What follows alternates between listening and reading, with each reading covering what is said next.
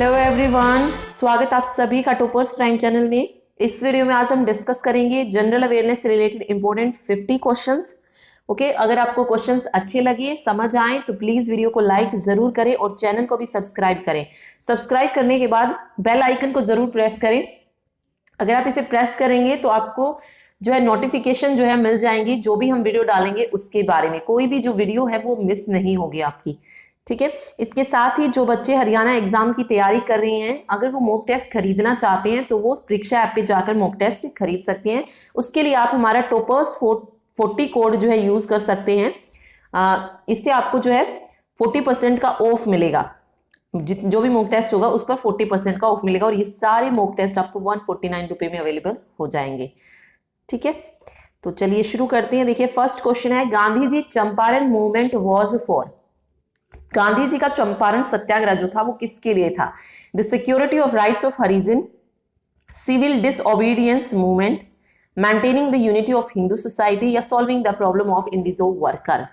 चंपारण सत्याग्रह जो था ये 1917 से लेकर 1918 तक चला और ये किसके लिए था? Solving the problem of indigo workers, जो नील की खेती के जो श्रमिक थे या नील श्रमिक जो थे उनकी प्रॉब्लम को सॉल्व करने के लिए चलाया गया था, ठीक है। नेक्स्ट देखिए, sea breeze occurs at and land breeze. जो समुद्री हवाएं होती है वो कब चलती हैं और जो लैंड ब्रीज होती है वो कब? तो देखिए जो सी ब्रीज होती हैं या कह लीजिए समुद्री हवाएं, occurs at in day and land breeze is in night, ठीक है। तो जो भूमि की जो हवाएं होती है वो नाइट में और जो सी ब्रीज होती हैं, समुद्री हवाएं होती हैं, वो कब चलती हैं? डे में, दिन में। तो ये डे एंड नाइट, यहाँ पे बी ऑप्शन जो है सही हो जाएगा। चलिए नेक्स्ट देखिए, which of the following is called the master gland? Thyroid gland, adrenal gland, endocrine gland या पिट्यूटरी ग्लैंड? कौन सी मतलब किस ग्लैंड को जो है मास्टर ग्लैंड कहा जाता है? तो राइट आंसर हो जाएगा पिट्यूटरी ग्लैंड। पिट्यूटरी ग्लैंड को क्या कहा जाता है? मास्टर ग्लैंड कहा जाता है। और ये क्या प्रोड्यूस करती है? ये प्रोड्यूस करती है हार्मोन, जो क्या करते हैं अदर्स ग्लैंड, जो अदर ग्लैंड होते हैं उन्हें कंट्रोल करने का काम करते हैं। और होती कहां पर है ये पिट्यूटरी ग्लैंड? ब्रेन में, ठीक है। कहां पर होती है? ब्रेन में होती है। नेक्स्ट देखिए, bile juice that is stored in a sac called stomach, mouth, gall bladder या पैनक्रियाज। बाइल जूस जो है कहां पर स्टोर होता है?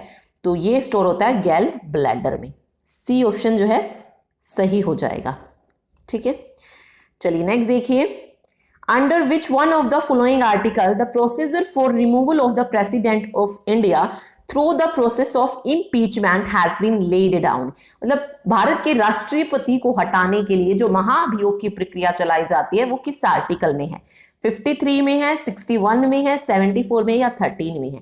तो ये जो महाभियोग वाली प्रक्रिया है ये है आर्टिकल 61 में, ठीक है। ये इंपॉर्टेंट क्वेश्चन है, याद रखिए, क्योंकि हरियाणा कोर्ट क्लर्क में पिछली बार जो चंडीगढ़ का पेपर हुआ उसमें ज्यादातर क्वेश्चन जो पूछे गए थे वो पॉलिटी से पूछे गए थे और बहुत अच्छे क्वेश्चन पूछे गए थे। ऐसे ही नहीं पूछे लिए गए थे कि राज्यसभा का कौन सा संसद है, बहुत ज्यादा अच्छे क्वेश्चन जो थे वहां पे देखने को मिले थे, ठीक है। एक लेवल था क्वेश्चंस का, तो ये याद रखिए। इंपॉर्टेंट क्वेश्चन बनता है ये, आर्टिकल 61 हो जाएगा, ठीक है। चलिए नेक्स्ट देखिए, Who can initiate impeachment proceeding against the President of India? Prime Minister, either House of Parliament, Vice President या Chief Justice of India? Okay, Bharat जो ये महाभियोग की प्रक्रिया है जो राष्ट्रपति के खिलाफ चलाई जाती है, किसके द्वारा जो है प्रोसीड की जाती है, किसके द्वारा चलाई जाती है? तो राइट आंसर हो जाएगा आइदर हाउस ऑफ पार्लियामेंट, मतलब कोई भी जो है संसद का कोई भी सदन हो, लोकसभा हो या राज्यसभा हो, उसके द्वारा चलाई जा सकती है। और किस आर्टिकल में है ये? आर्टिकल 61 में, अभी पढ़ा हमने, ठीक है। चलिए नेक्स्ट देखिए, the longest river of peninsular India is Narmada, Godavari, Mahanadi, Kaveri. दक्षिण भारत की सबसे लंबी नदी। देखिए जिसको अगर नदियां समझ नहीं आता है ना, बिल्कुल समझ नहीं आता है, तो वो एक बार 9th क्लास कि ज्योग्राफी का चैप्टर नंबर 3 पढ़ लीजिए। जिंदगी में नदियां ही नहीं भूलेंगे आप कि कौन सी नदी कहां से निकलती है, कौन सी नदी रिफ्ट वैली में बहती है, ये सारी चीजें आपको क्लियर हो जाएंगे। एक बार चैप्टर 3 पढ़ लीजिए बस, ठीक है, 9th क्लास की ज्योग्राफी का, ठीक है।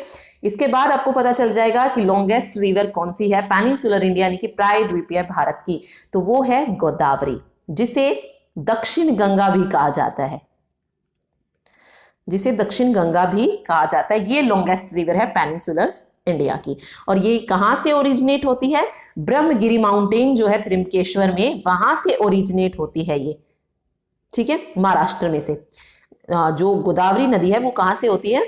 ब्रह्मगिरी माउंटेन इन त्रिमकेश्वर, महाराष्ट्र से ओरिजिनेट होती है। एंड होता है इसका आंध्र प्रदेश में, ठीक है, कहां पर? आंध्र प्रदेश में जाके इसका एंड होता है, ओके। और कहां पर गिरती है ये? एक और याद रखिए, बंगाल की खाड़ी में गिरती है, बंगाल की खाड़ी में। और ये नदी किस साइड बहती है? पूर्व की तरफ बहती है।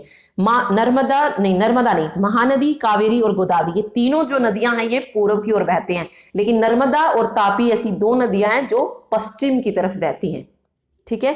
ये याद रखिए, पूछा जाता है कि पश्चिम तट की तरफ कौन सी नदियां बहती है, तो नर्मदा और तापी नदी, ओके। एक और क्वेश्चन पूछते हैं कि रिफ्ट वैली में जो बहती हैं नदियां, अब जो भ्रंश घाटी होती है, भ्रंश घाटी में बहने वाली नदियां कौन सी हैं? तो वो भी कौन सी हैं? नर्मदा और तापी हैं। एक बार आप बस उस चैप्टर को पढ़िए, उसके बाद जिंदगी में आपको कभी रिवर्स पढ़ने की दोबारा जरूरत नहीं पड़ेगी, क्योंकि लुसेंट से मैंने, मतलब चलिए मैं किसी राइटर का नाम नहीं लेती हूँ, मैंने भी पढ़ा है किसी और बुक से, लेकिन मुझे कभी याद नहीं हुआ कि कौन सी नदी कहां से निकलती है।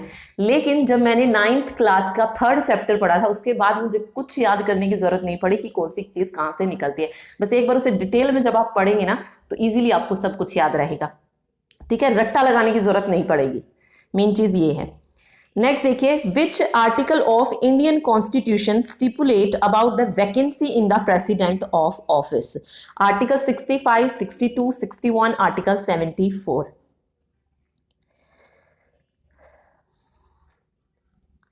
Vacancy in the president office, ये किस आर्टिकल में है? तो ये है आर्टिकल 62 में, ठीक है। बी ऑप्शन जो है सही हो जाएगा। चलिए नेक्स्ट देखिए, bubble of air rise up through liquids due to surface tension and adhesion, viscosity and buoyancy, air current over the liquid and buoyancy, up thrust and surface tension. Bubbles of air rise up through liquid, किसी भी liquid में जो bubbles आ जाती है उसका reason क्या है? तो किसके कारण होती है? Due to viscosity and buoyancy. B option जो है सही हो जाएगा, ठीक है। और इसका रीजन देखिए क्या है। जो बबल्स होते हैं वो किससे बनते हैं? बबल्स बनते हैं गैसेज से, और इनकी होती है लेसर डेंसिटी, किससे? वाटर से। बबल जो होते हैं वो गैस से बनते हैं और इनकी जो डेंसिटी होती है वो कम होती है वाटर से।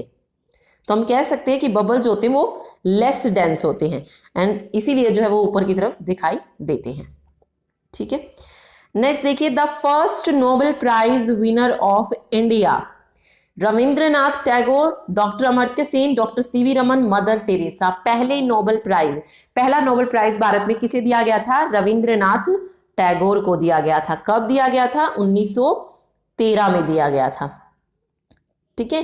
किसके लिए दिया गया था? लिटरेचर के लिए दिया गया था। और किस कलेक्शन के लिए, मतलब कौन सी बुक वगैरह के लिए? तो ये गीतांजलि के लिए दिया गया था। गीतांजलि के लिए इन्हें नोबेल प्राइज दिया गया था लिटरेचर का, ठीक है, साहित्य का। नेक्स्ट देखिए, Todarmal was minister for which department in Akbar reason?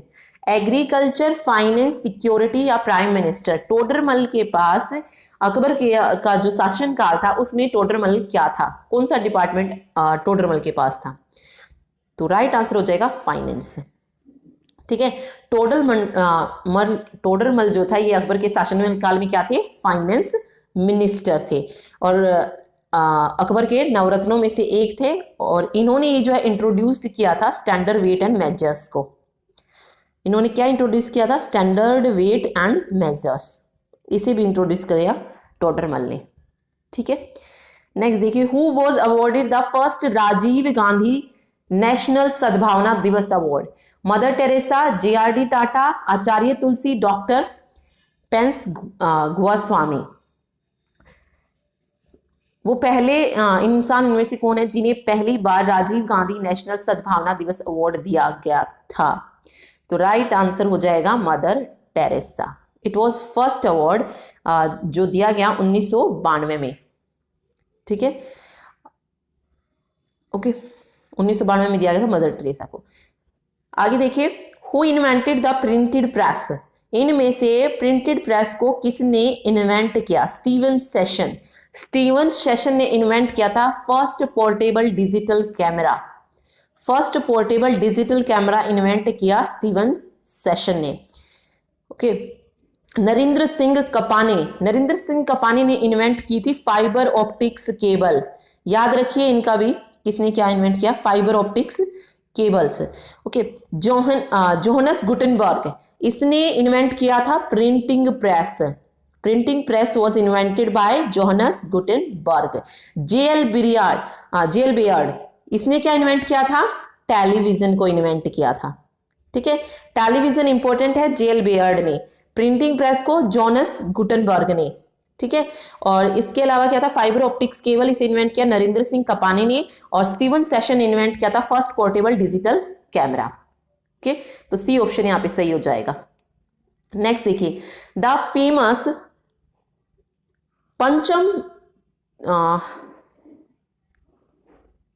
पंचाम Theertham Prasadam got the GI tag. मतलब इसे जो है पंचाम तीर्थम जो प्रसादम है, इसे GI टैग मिला है। ये किस स्टेट से बिलोंग करता है ये बताना है? हरियाणा, महाराष्ट्र, तमिलनाडु, असम या उत्तर प्रदेश।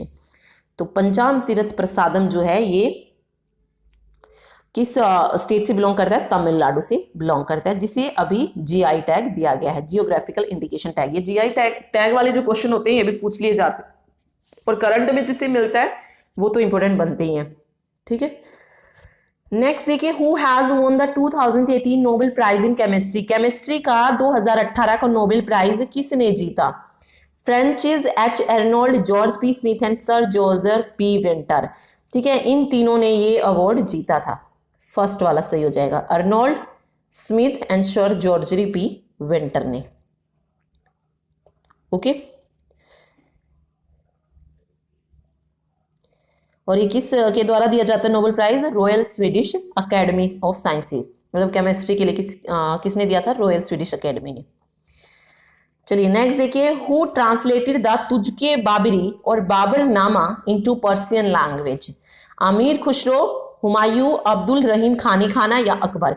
तुझके बाबरी और बाबरनामा को पर्शियन लैंग्वेज में ट्रांसलेट किसने किया था? ये किया था अब्दुल रहीम खानी खाना ने। C option. ठीक है, ओके, नेक्स्ट देखिए, which of the following protein is found in hair? मतलब जो हमारे बाल होते हैं उसमें कौन सा प्रोटीन पाया जाता है? हिस्टोन, केराटिन, इलास्टिन या एक्टिन? तो देखिए, नाखून पूछा जाए, मतलब नेल्स पूछा जाए या बाल हेयर पूछे जाए, इनमें कौन सा प्रोटीन होता है? केराटिन होता है, केराटिन होता है।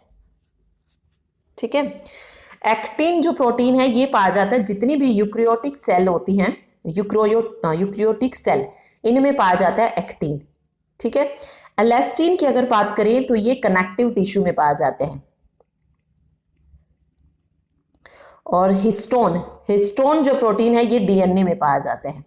तो याद रखिए, हिस्टोन पाया जाता है डीएनए में, इलास्टिन कनेक्टिव टिश्यू में, एक्टिन यूकैरियोटिक सेल जो होती है उसमें मिलता है, और बालों में जो है हेयर में केराटिन होता है। तो बी ऑप्शन सही हो जाएगा।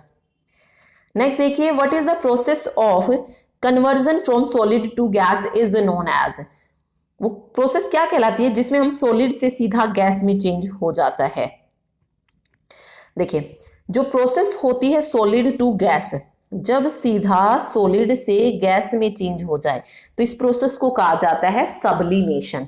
क्या कहते हैं इस प्रोसेस को? सब्लिमेशन कहा जाता है। ठीक है, देखिए, और अगर पूछा जाए the process of conversion from liquid से गैस में और गैस टू सॉलिड, लिक्विड और गैस टू सॉलिड में जाए तो वो होती है सॉलिडिफिकेशन। ठीक है, फिर एक और प्रोसेस होती है जिसमें हम लिक्विड से सीधा गैस में करते हैं। जो लिक्विड से सिर्फ गैस में होगी वो वेपोराइजेशन होती है। ओके, ऊपर वाले में क्या था, लिक्विड और गैस टू सॉलिड, मतलब लिक्विड और गैस को अगर सॉलिड में बदला जाए, चाहे लिक्विड हो चाहे गैस हो, अगर हम उसे कन्वर्ट कर रहे हैं किसमें, सॉलिड में, तो वो सॉलिडिफिकेशन हो जाएगी। अगर हम लिक्विड को गैस में चेंज कर रहे हैं तो वो वेपोराइजेशन हो जाएगी। और अगर हम गैस और वेपर को लिक्विड में कन्वर्ट कर रहे हैं तो ये कंडेंसेशन होता है। क्या है ये, वेपर हो या फिर गैस हो, जब हम इसको लिक्विड में चेंज करते हैं तो ये कंडेंसेशन हो जाता है। ठीक है, तो सब्लिमेशन यहां पे सही हो जाएगा। नेक्स्ट देखिए, India's first gallery on robotic dinosaur was open to the public in which of the following city? Udaipur, Jamshedpur, Kapurthala, Surat या तिरुचिरापल्ली। पहली रोबोटिक डायनासोर गैलरी जो है ये किस सिटी में जो है ओपन की गई है? तो ये ओपन की गई है कपूरथला में। सी ऑप्शन जो है सही होगा। ठीक है, कपूरथला कहां पर है, पंजाब में है। इंपॉर्टेंट क्वेश्चन बनता है, ये याद रखिए यहां से। चलिए नेक्स्ट देखिए, the naturally occurring anticoagulant in the human blood is hirudin, heparin, fibrinogen, serotonin. जो ह्यूमन ब्लड में अक्कर होता है एंटीकोगुलेंट, कौन सा होता है, हेपेरिन होता है, हेपेरिन, बी ऑप्शन।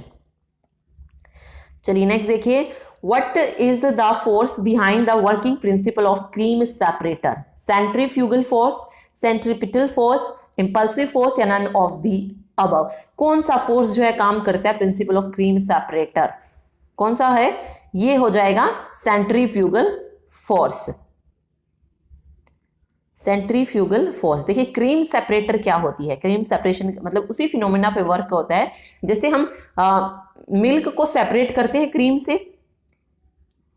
ठीक है, और ये किसके द्वारा होता है, सेंट्रीफ्यूगल फोर्स के द्वारा होता है। ठीक, तो फर्स्ट ऑप्शन सही हो जाएगा, सेंट्रीफ्यूगल। ओके, नेक्स्ट जो क्वेश्चन है वो है, ant sting contain acid, ascorbic acid, tartaric acid, lactic acid या फॉर्मिक एसिड? जो चींटी होती है उसके जो डंक होते हैं उसमें कौन सा एसिड पाया जाता है? तो चींटी के डंक में होता है फॉर्मिक एसिड। ठीक है, इसके अलावा इसको क्या कहते हैं, कार्बोक्सिलिक एसिड भी कहा जाता है। सिंपलेस्ट फॉर्म में अगर हम देखिए तो कार्बोक्सिलिक एसिड भी कहते हैं फॉर्मिक एसिड को। इसका केमिकल फॉर्मूला क्या होता है, HCOH या HCO2H। ठीक है, ये भी हो सकता है। सॉरी एक मिनट। चलिए नेक्स्ट देखिए, What does CO stands for? Carbon, carbon monoxide, कोयल या कार्बन डाइऑक्साइड? CO की फुल फॉर्म बतानी क्या होती है? तो क्या होती है, कार्बन मोनोऑक्साइड होती है। ठीक है, बी ऑप्शन जो है सही हो जाएगा। नेक्स्ट देखिए, in which state is the Guru Shikhar peak located? Rajasthan, Gujarat, Madhya Pradesh, Maharashtra. किस स्टेट में गुरु शिखर पीक जो है ये है? तो देखिए गुरु शिखर पीक जो है ये है माउंट आबू, राजस्थान में। राजस्थान की जो सबसे ऊंची चोटी है ना वो कौन सी है, गुरु शिखर पीक की है। और ये कितने फीट पर है, 5676 फीट ऊंची है, या कह लीजिए 1722 मीटर ऊंची है। ओके, तो ये राजस्थान में है, माउंट आबू से 15 किलोमीटर दूर है। It is the highest peak point in Rajasthan. Okay, तो हाईएस्ट पीक पूछे राजस्थान की तो वो गुरु शिखर पीक हो जाएगी। नेक्स्ट है, time of 0 hour in parliament is 9 AM to 10 AM, 10 AM to 11 AM, 11 to 12, 12 noon to 11 PM। 0 our जो शून्य काल होता है ना पार्लियामेंट में, वो कौन सा होता है? तो वो होता है 12 noon to 1 PM। ठीक है, in both houses of parliament. Okay, चलिए नेक्स्ट देखिए, The gas causing acid rain in an industrial area is carbon dioxide, carbon monoxide, sulfur dioxide या मीथेन? एसिड रेन, अम्ल वर्षा इंडस्ट्रियल एरिया में किस gas के कारण होती है? तो राइट आंसर क्या हो जाएगा, सल्फर डाइऑक्साइड। सी ऑप्शन जो है सही होगा, अम्ल वर्षा का कारण सल्फर डाइऑक्साइड। ओके चलिए नेक्स्ट देखिए, which of the following fundamental right is exclusive to Indian citizens? Freedom to manage religious affair, equality before law, equality of opportunity in matters of public employment, या all the above. इसने पूछा okay which of the following fundamental right is exclusive to Indian citizens, so जो सिर्फ Indian citizens के लिए है। एक minute, तो जो सिर्फ इंडियंस के लिए है वो है equality of opportunity in matters of public employment, और ये किस आर्टिकल में है, ये है आर्टिकल 16 में, ठीक है। और इक्वलिटी बिफोर लॉ यानी कि आर्टिकल 14, और ऊपर जो हमने पढ़ा freedom to manage religious affair article 26 are available to any person on the soil of India, ये मतलब किसी भी पर्सन के लिए हैं, ठीक है।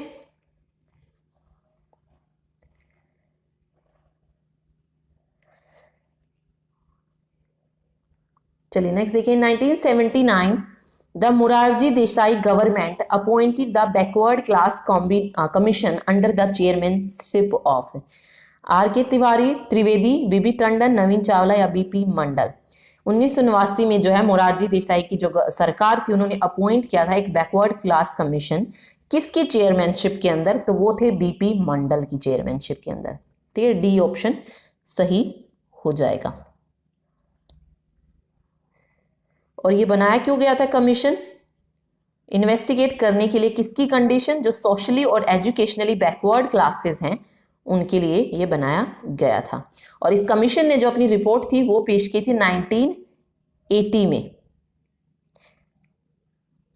और इन्होंने क्या किया था अपनी उसमें जो है क्या रिकमेंड किया था, जो 27% जॉब हैं वो किसके पास हो, मतलब उसका 27% जॉब का जो रिजर्वेशन होगा वो किसके अंदर होगा, ओबीसी के अंदर, अदर बैकवर्ड क्लासेस के अंदर होगा, ठीक है। ये किसमें था, ये जो बैकवर्ड क्लास कमीशन बना था under the chairmanship of BP Mandal, ठीक है। नेक्स्ट देखिए, the vice president is elected by members of an electoral college consisting of the member Council of State and Legislative Assembly, elected members of all state, Council of State and House of People, elected member of House of People and Council of State, या vice president is appointed by the president। देखिए vice president उपराष्ट्रपति is elected by member of an electoral college consisting of the members, वो किससे के द्वारा जो है चुने जाते हैं, तो सॉरी राइट आंसर हो जाएगा council of state and house of peoples. B option जो है सही हो जाएगा, ठीक है। और ये किस आर्टिकल में है वाइस प्रेसिडेंट के लिए, आर्टिकल 63 में है, याद रखिए। और ये इलेक्ट किए जाते हैं both the houses of parliament. The only state in India that produces saffron, Assam, Himachal Pradesh, Jammu and Kashmir या मेघालय। ओनली स्टेट, एक अकेली जो है स्टेट भारत में जहां पर प्रोड्यूस किया जाता है सैफ्रॉन, केसर, तो केसर के लिए कौन जाना जाता है, जम्मू एंड कश्मीर को जानते हैं। सी ऑप्शन जो है सही हो जाएगा।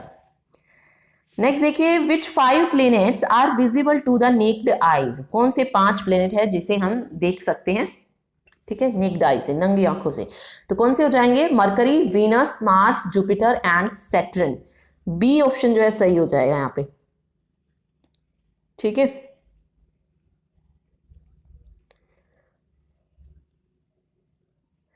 नेक्स्ट देखिए, in which year Subhash Chandra Bose passed the Indian civil service examination in England. Subhash Chandra Bose ने जो है आईसीएस का जो पेपर होता है वो पास किया था, कब किया था और कहां पर किया था। देखिए कहां पर किया था, इंग्लैंड में किया था, और कब किया था, 1920 में किया था। लेकिन इन्होंने रिजाइन कर दिया था सिविल सर्विस जॉब से 23 अप्रैल 1923 में, सॉरी 1921 में, 1921 में इन्होंने रिजाइन कर दिया था। 20 में ये चुने गए थे, 21 में रिजाइन कर दिया था, ठीक है। भारत को स्वतंत्रता दिलाने के लिए जो संघर्ष किया इन्होंने उसके बाद, ठीक। Which of the following contain highest amount of vitamin C, capsicum, tomato, grapes या लेमन। तो किस में जो है सबसे ज्यादा विटामिन सी पाया जाता है हाईएस्ट अमाउंट में, तो किस में पाया जाता है highest amount of vitamin C? तो ये पाया जाता है टोमेटो में, नहीं सॉरी लेमन में, ओके सॉरी लेमन में पाया जाता है, नींबू में, ठीक है, लेमन सही हो जाएगा। नेक्स्ट देखिए, Dolly was an example of clone, dog, cow, ship या हैन। डॉली क्या है? एक क्लोन है किसका? फीमेल शिप का, फीमेल शीप का, ठीक है। और ये डिस्कवर हुआ था 1996 में, और 1996 में ये डिस्कवर हुआ था 5 जुलाई 1996 में, और इसकी मृत्यु हो गई थी age of 6 years on 14 Feb 2003 में। और इन्होंने जो है प्रोड्यूस किए थे 6 लैम्प्स, टोटल 6 लैम्प्स जो हैं इसने प्रोड्यूस किए थे, ठीक है। तो डॉली कौन थी? फीमेल शीप थी, क्लोन।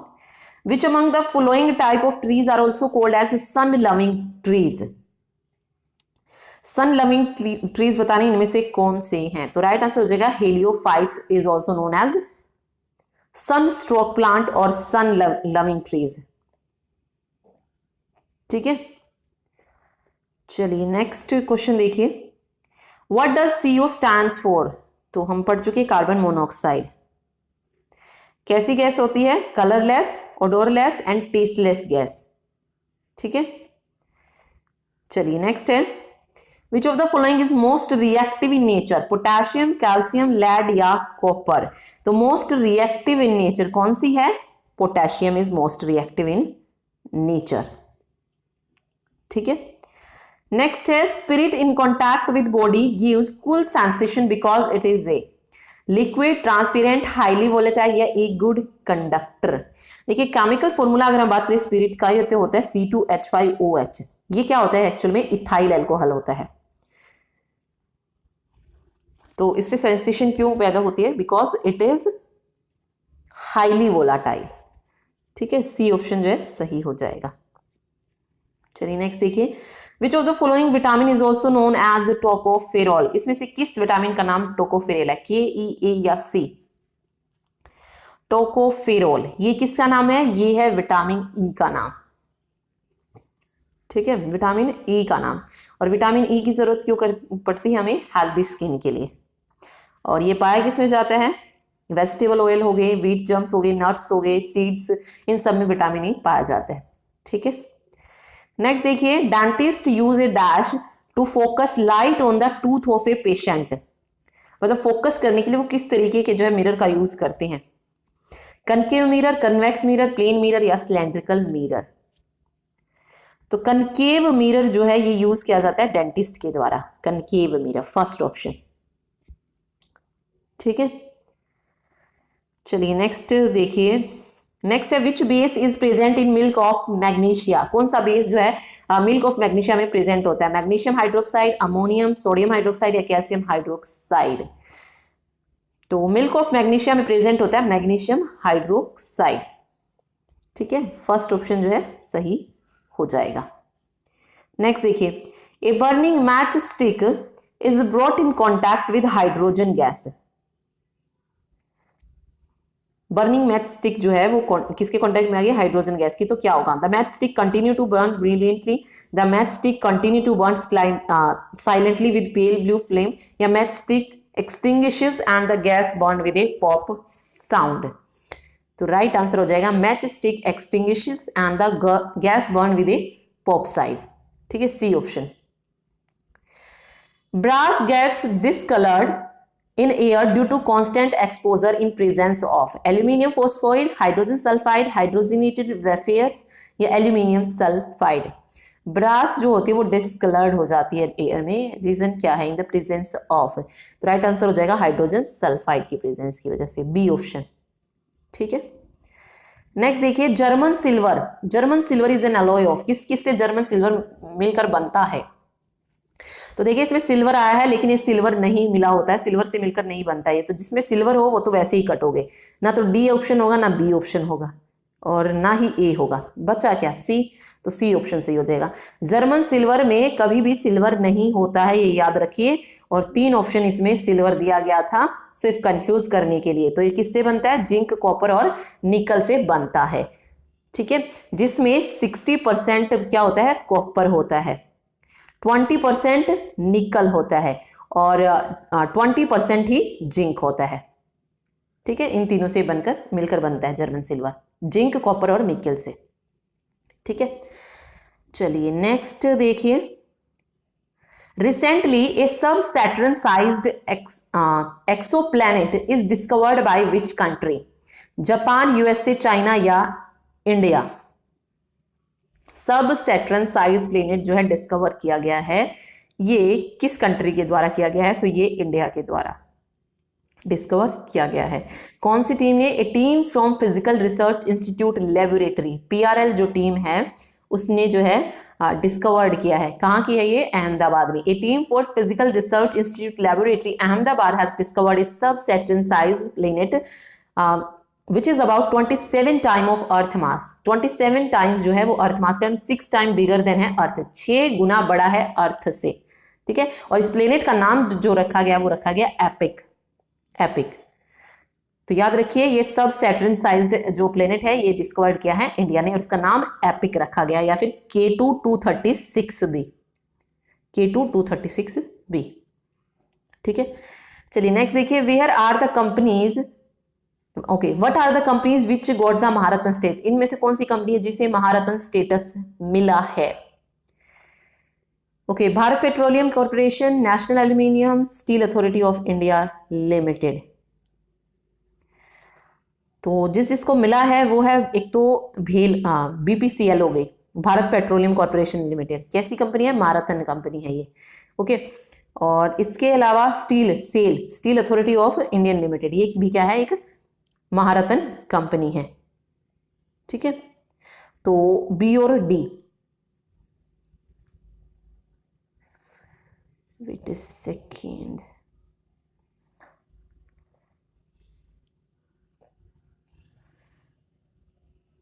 हाँ इन दो को ही मिला है, एक तो भारत पेट्रोलियम, BPCL और सेल। तो राइट आंसर यहाँ पे डी हो जाएगा, ओनली बी एंड डी, या फिर सेकंड एंड फोर्थ कह लीजिए। नेक्स्ट देखिए, विच one of the following cause rainfall during winters in north western part of India? क्या कारण है कि सर्दियों में भी जो है जो नॉर्थ वेस्टर्न पार्ट है, उत्तरी पश्चिमी भारत है, वहां पर वर्षा होती है? कारण क्या है उसका? Cyclonic depression, western disturbance, retreating monsoon, या फिर साउथ वेस्ट मानसून? तो ये आपने हिंदी में पढ़ा होगा, पश्चिमी विक्षोभ के कारण जो है उत्तर पश्चिम में शीत ऋतु में भी बारिश होती है, तो वेस्टर्न डिस्टर्बेंसेस हो जाएगा पश्चिमी विक्षोभ के कारण। ठीक है, चलिए क्वेश्चन नंबर नेक्स्ट देखते हैं। Which article of the Indian constitution stipulate that it is the duty of every state and local authority to provide adequate facility for instruction in the mother tongue at the primary stage of education to children belonging to minority classes? इससे पहले वाले में किया था हमने, ये article 350A में है। ठीक है, चलिए नेक्स्ट देखिए। In biofertilization technique, plant breeders use breeding to overcome loss due to insect pest, decrease in food production, deficiencies of micronutrients and vitamins, loss due to plant disease. तो right answer क्या हो जाएगा? In biofortification technique plant breeders use breeding to overcome deficiency of micronutrients and vitamin. C option जो है सही हो जाएगा। ठीक है, नेक्स्ट है, who invented aerosol can? Aerosol can को किसने इन्वेंट किया था? तो इसे इन्वेंट किया था एरिक रॉथिम ने। फर्स्ट ऑप्शन जो है सही हो जाएगा। ठीक है, चलिए नेक्स्ट देखिए। विच one of the following form of phosphorus is most reactive? इसमें से कौन सी फोस्फोरस फॉर्म है जो मोस्ट रिएक्टिव है? ब्लैक, व्हाइट, वॉयलेट या रेड? तो जो मोस्ट रिएक्टिव फोस्फोरस है वो है व्हाइट फोस्फोरस। ठीक है, व्हाइट फोस्फोरस जो है वो मोस्ट रिएक्टिव है। फोस्फोरस का सिंबल पूछे तो P होता है। ठीक है, और एटॉमिक नंबर पूछा जाए तो एटॉमिक नंबर जो होता है फोस्फोरस का वो कौन सा होता है? 15 होता है। ये दोनों चीजें इसकी याद रखिए। चलिए लास्ट क्वेश्चन देखते हैं। The manufacturing of iron from iron ore involve the process of oxidation, reduction, electrolysis, fractional distillation.